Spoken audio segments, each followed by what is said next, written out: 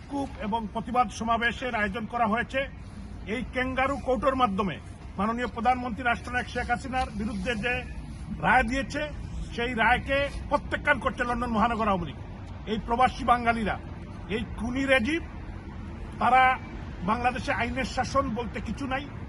হত্যা, খুন, রাহাজানি, নির্যাতন, অবৈধ নির্বাচন কমিশন দিয়ে একটি অবৈধ সরকার ইউনূসের নেতৃত্বে তারা যে একটি বার্তাবাজির একতরফা নির্বাচন করছে, এটাকে আমরা প্রত্যাখ্যান করি। প্রবাসী বাঙালিরা প্রত্যাখ্যান করে, দেশবাসী প্রত্যাখ্যান করে।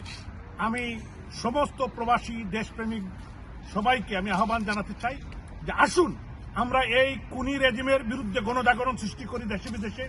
কারণ বাংলাদেশকে আমাদের বাঁচাতে হবে। আমাদের পবিত্র মাতৃভূমি আজকে জাহান্নামে পরিণত হয়েছে। ডেইলি প্রত্যেক দিন 100 জনের উপরে মানুষ খুন হচ্ছে। বাংলাদেশে ইন্ডাস্ট্রি বন্ধ হয়ে যাচ্ছে, ইকোনমিক কন্ডিশন ভেরি ব্যাড। এই সরকার বাংলাদেশকে বিদেশিদের হাতে তুলে দেওয়ার চেষ্টা করছে। আমাদের পবিত্র মাতৃভূমিকে বাঁচাতে হবে। স্বাধীনতার সপক্ষের সমস্ত শক্তিকে ঐক্যবদ্ধ করে আমাদেরকে গণ আন্দোলন গড়ে তুলতে হবে।